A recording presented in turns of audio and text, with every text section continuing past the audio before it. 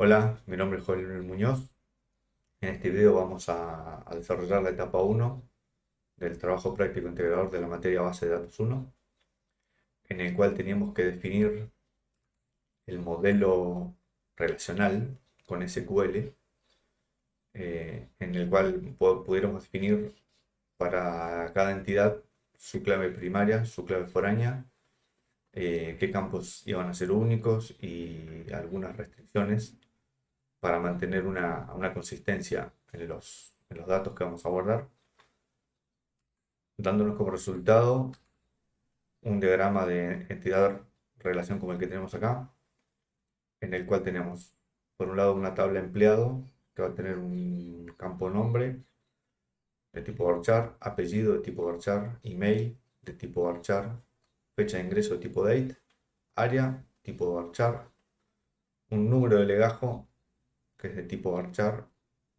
y un eliminado que básicamente es un booleano que nos dice si este empleado fue eliminado o no. Y tenemos que la clave primaria de, de esta entidad es el DNI, ya que es un dato que tiene que ser único para cada persona.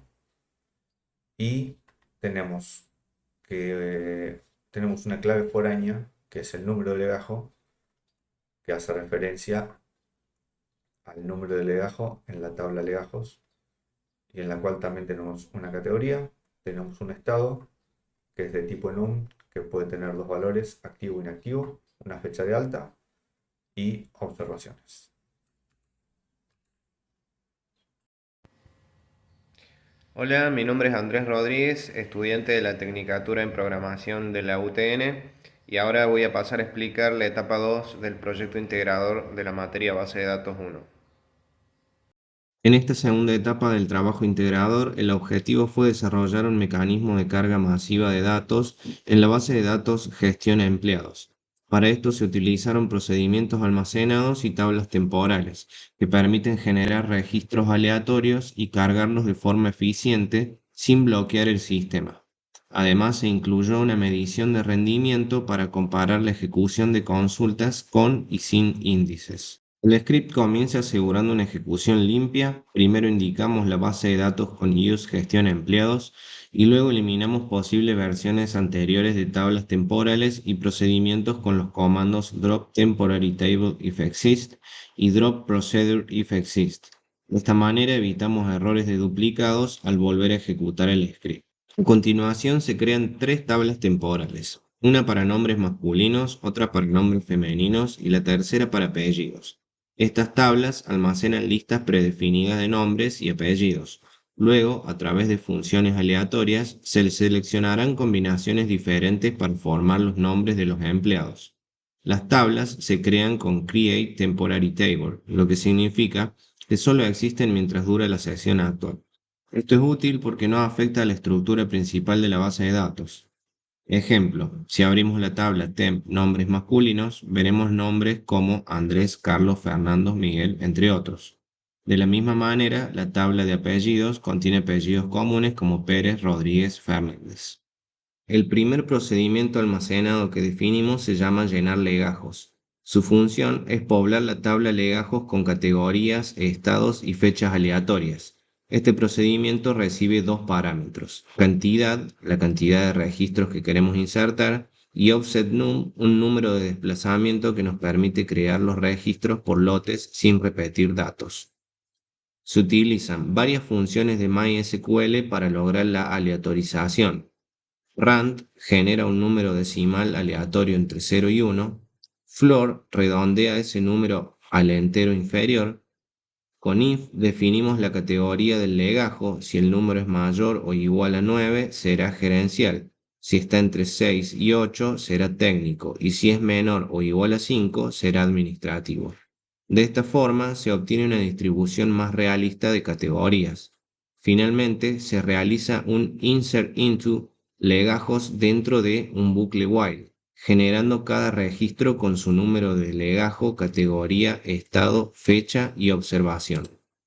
El segundo procedimiento, llamado llenar empleados, se encarga de completar la tabla de empleados. Al igual que el anterior, recibe los parámetros cantidad y offset num para controlar los bloques de inserción.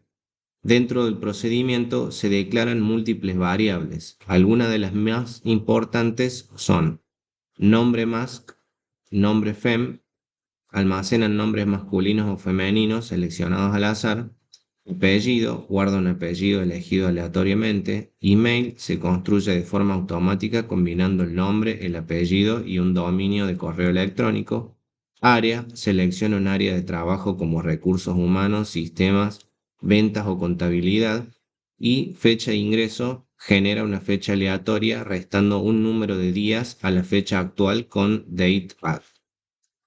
Para formar los nombres se usan las funciones order by rand y group concat, que permiten unir dos nombres separados por un espacio, por ejemplo, Juan Carlos o Ana María. Luego, con la función elt y un número aleatorio generado con rand, el procedimiento decide si usar un nombre masculino o femenino.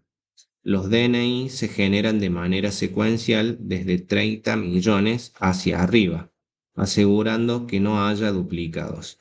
El email se crea con un separador aleatorio, punto guión bajo o sin separador, y distintos dominios como Gmail, Hotmail o Yahoo.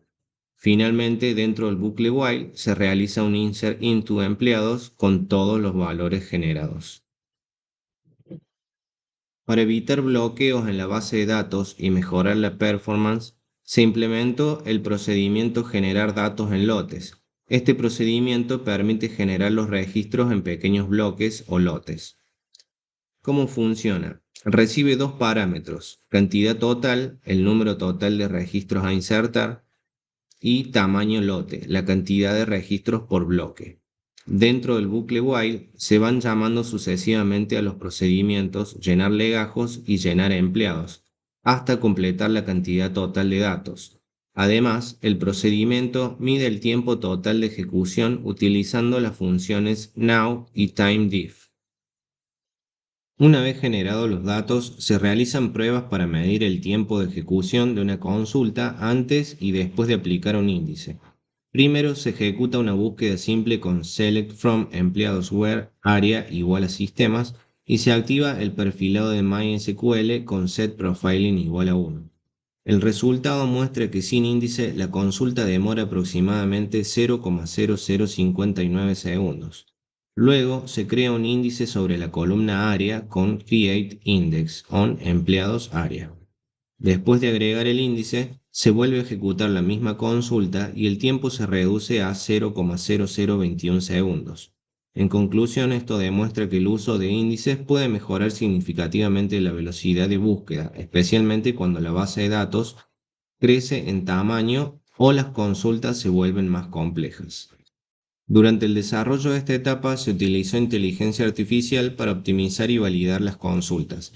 Inicialmente el proceso requería ejecutar 4 consultas separadas, pero con ayuda de la IA se logró simplificar el código a solo 2 consultas más eficientes. Además, la IA colaboró en la mejora del manejo de lotes y en la prevención de errores de duplicado durante las inserciones. En conclusión, esta etapa demostró cómo automatizar la carga masiva de datos, aplicar aleatorización y medir el impacto de los índices sobre el rendimiento. Gracias a la estructura modular de los procedimientos y la ejecución por lotes, el sistema puede generar grandes volúmenes de datos de forma segura y eficiente. Además, la comparación entre consultas con y sin índices permitió comprobar empíricamente la optimización que ofrecen estas estructuras en base de datos reales. Hola, mi nombre es Ignacio Nicolás Rodríguez Villordo y voy a explicar la etapa 3 de las consultas. Primero, ejecutaremos useGestionEmpleados que nos servirá para utilizar la base de datos creada. Luego, crearemos 5 índices, además del que ya teníamos. En la tabla de legajos lo ubicaremos en categoría, número de legajo y en estado. Luego, en la tabla de empleados lo haremos en número de legajo y en fecha de ingreso. Para la primera consulta buscaremos los empleados con categoría gerencial. Para esto seleccionaremos el número de legajo, concatenaremos nombre y apellido y lo guardaremos en la columna de nombre completo el email para comunicarnos y el área. Estas consultas se realizarán en ambas tablas. Ahora realizaremos 5 ejecuciones sin índice con esta condición de ignore index.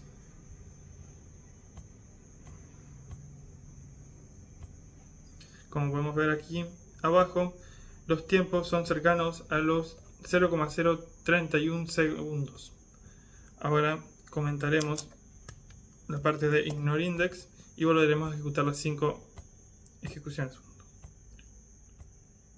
Y aquí, como vemos, el tiempo ha bajado mucho, pasando a 0,015 o 0,016 y solo en 2 de las ejecuciones teniendo 0,031. La segunda consulta será para ver la cantidad de empleados que fueron contratados por licencia entre los meses de diciembre y febrero y que en febrero dejaron de trabajar. Para esto seleccionaremos un count en número de legajo de la tabla empleados y lo almacenaremos en cantidad de licencias. Y luego extraeremos el mes de fecha de ingreso y lo almacenaremos en mes. Esta consulta la realizaremos de las dos tablas con un join. Y usaremos una cláusula where en estado que esté inactiva. Empezaremos con las 5 ejecuciones sin índice.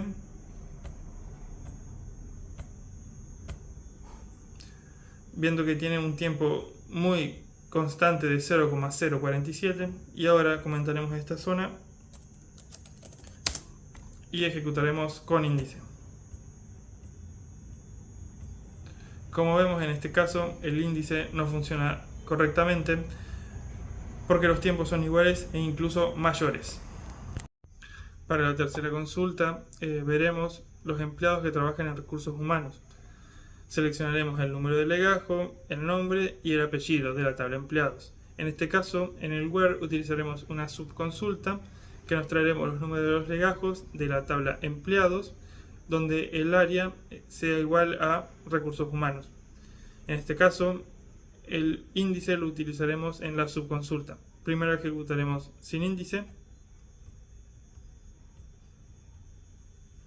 Nos da un tiempo de 0,016 o 0,015 y luego comentamos esta parte.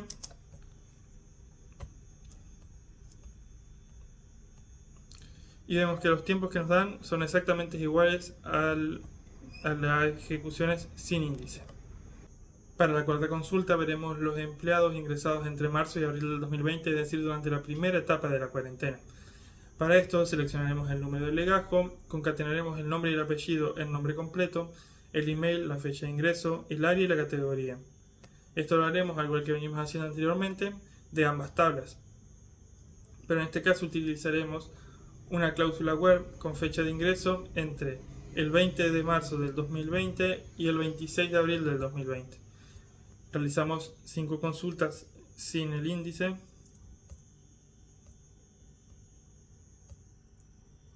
Vemos que los tiempos nos dan entre 0,015 y 0,016. Ahora comentamos la parte para ignorar el índice y volvemos a ejecutarlo. Como podemos ver, en este caso nos muestra que la consulta dura 0,00 segundos, demostrando la gran utilidad del índice. Por último, crearemos una vista para facilitar la consulta posterior. En este caso será para ver los empleados agrupados por categoría y por áreas.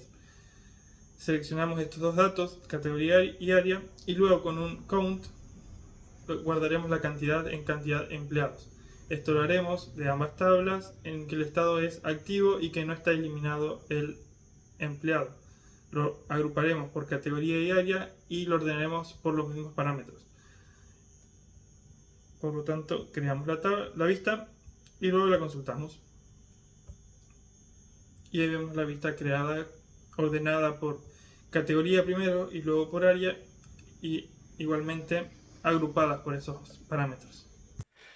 Bien, en este video lo que vamos a hacer es desarrollar la etapa número 4 del trabajo práctico integrador, la cual nos pide que creemos un par de vistas, que creemos un usuario con permisos restringidos y que hagamos una prueba de integridad de nuestra base de datos. Entonces empezamos creando una vista, la cual nos va a traer el nombre, el apellido y el área del empleado, la categoría, el estado, la fecha de alta del legajo y la fecha de ingreso del empleado y nos va a calcular también la antigüedad del empleado.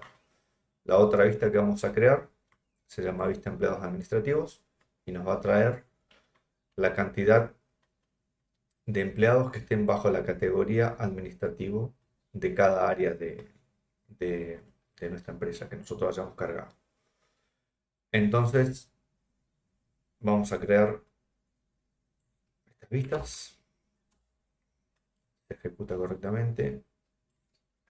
Creamos la otra vista y vemos que se ejecuta correctamente.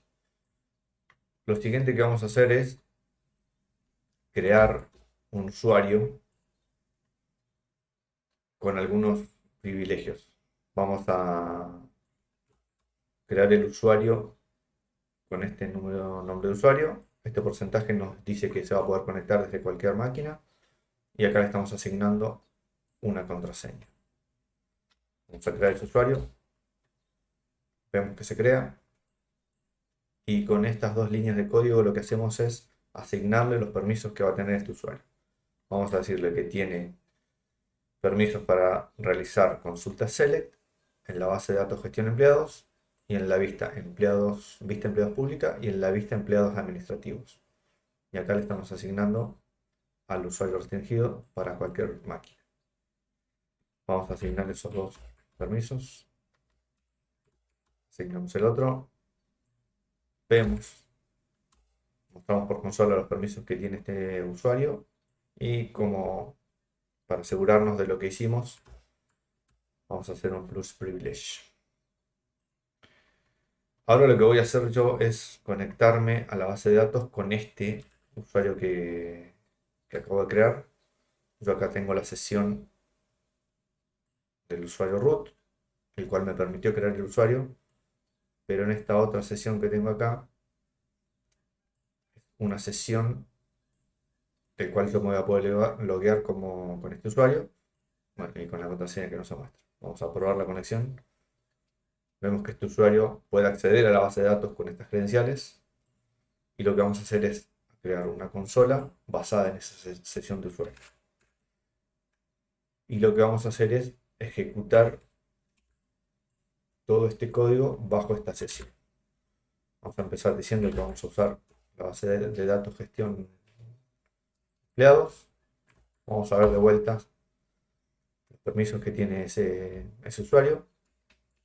Y vamos a ejecutar las dos acciones que nosotros le permitimos, que es hacer un select desde la vista de empleados pública. Vemos que se corre sin problemas. Vista de empleados administrativos también se ejecuta sin problemas. Y ahora vamos a ejecutar un select desde la tabla empleado directamente. Vamos a ver que no nos va a dejar porque está denegada esa operación. Vamos a intentar insertar en la tabla empleados estos dos registros y vamos a ver que este usuario tampoco puede ejecutar esta acción. Por último, lo que vamos a hacer es una prueba de integridad de nuestra base de datos para validar que todo lo que nosotros definimos como restricciones en nuestras tablas funcione correctamente. Entonces, yo ahora voy a ejecutar estos comandos bajo el usuario root, por eso me va a permitir insertar. Y lo que voy a hacer es primero insertar este registro en la tabla de legajos y le voy a asignar este número de legajos. Cuando yo lo ejecute, se va a guardar correctamente, pero cuando yo intente insertar un registro con el mismo número de legajo, se va a romper esa regla del unique para el número de legajo y no me va a permitir hacer el registro, me va a decir que está duplicado. Lo que voy a hacer acá es intentar crear un empleado con un legajo que no existe. Entonces se va a romper la regla de la referencia de la clave foránea. Entonces vamos a ver que este registro me dice que no tiene referencia en la tabla de legajos con ese número de legajo. Y lo último que vamos a hacer es intentar insertar un registro en la tabla de legajos, pero con un estado que no es válido. Recordemos que esta columna solamente acepta valores de activo e inactivo. Vamos a intentar insertar este valor y no nos va a dejar. Y ahí nos dice que no se puede insertar ese valor.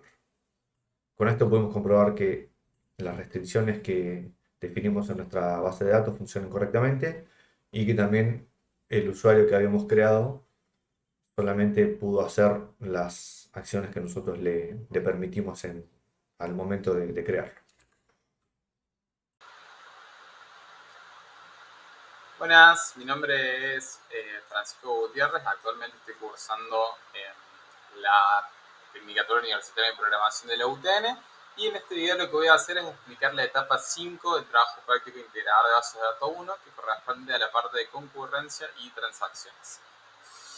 El objetivo de la etapa que yo voy a desarrollar fue demostrar cómo mi SQL maneja accesos simultáneos a la base de datos y cómo se generan bloqueos y deadlocks y cómo procedemos a manejar estos errores mediante transacciones y reintentos automáticos. Todo esto se trabajó sobre el esquema de la base de gestión de empleados que vimos anteriormente con las tablas empleados y legajos. Primero vamos a ir a la parte 1, que sería la parte del deadlock. Primero lo que hicimos fue simular un deadlock. Para eso tuvimos que abrir dos sesiones diferentes con connect ID diferentes. Esto es muy importante, si no, no se va a generar el error. Cada una bloqueó, como vemos acá está procedimentado en pasos. Primero esta parte, después se ejecutó esta parte, después se ejecutó esta parte y luego se ejecutó lo que sería la última parte. Esto generó primero una espera de bloqueo, que es el error 1205, y después un deadlock detectado, que es el 1213, que eso lo vamos a ver acá, en esta parte. Esta prueba muestra cómo el motor InnoDB detecta conflictos entre transacciones y cancela una de ellas para mantener la consistencia, o sea, canceló la sesión 2 en este caso. Después tenemos el procedimiento hecho con retry, que es esta parte que vemos, de vuelta que vemos sesión 1 y sesión 2, bueno, es este procedimiento. Después implementamos un procedimiento llamando a SP actualizar área por legajo. Esto lo podemos ver acá. ¿Qué es lo que hace este procedimiento? Este procedimiento inicia una transacción y actualiza las tablas empleados y legajos. Si ocurre un deadlock, lo que hace es capturar el error 1213, que es uno como el que vimos arriba, y hacer un rollback. Espera un breve tiempo, reintenta automáticamente hasta 3 veces y también guarda cada evento en la tabla translog. Si nosotros vemos qué es la tabla translog, es todo esto que vemos acá. Todos estos commits que fuimos haciendo quedan registrados en esta tabla. Y bueno, después de esta etapa tenemos lo que sería, acá hay un poco de información sobre la etapa y lo que concluimos. Y después tenemos la última etapa, que son los niveles de aislamiento. Tenemos una comparación entre read committed y repeatable read. Paso 1, verificamos el empleo prueba. ¿Qué hacemos acá? Vamos a comparar los niveles de aislamientos entre estas dos etapas y vamos a ver que en repeatable read, dentro de la misma transacción, las lecturas no cambian aunque el otro usuario modifique el dato. ¿Qué quiere decir esto? Por ejemplo, acá, igualmente que en la otra cosa, hicimos dos sesiones. En la primera sesión nosotros le dimos, o sea, cuando seleccionamos o hacemos el select sobre el empleado en cuestión, con el legajo el 90.001, vemos que tiene nombre Luciano y pertenece al área de ventas. Después, en la otra sesión, cuando nosotros lo cambiamos a sistemas, lo cambiamos a sistemas, perdón, como dice acá, vemos que no cambia absolutamente nada lo de Luciano, queda así. Esto es lo que nos indica que por más que cambie en una sesión o se modifique los datos del estar en una sesión, no van a estar impactados en la otra. En cambio, en el read committed, la segunda lectura ya muestra el valor actualizado. Esto es lo que vimos antes, que habiendo hecho el cambio, lo mismo nos muestra lo que veíamos antes. Y ahora, en lo que sería el read committed, si nosotros ya muestra el valor actualizado, diciendo que esto no tiene una lectura repetible. ¿Cuál es la conclusión final que podemos sacar? En conclusión, esta etapa me permitió entender cómo mi SQL gestiona la concurrencia y cómo prevenir inconsistencias usando transacciones, el nivel de aislamiento y el control de errores. También apliqué conceptos prácticos de concurrencia y recupero ante deadlocks, logrando una base de datos más segura y robusta.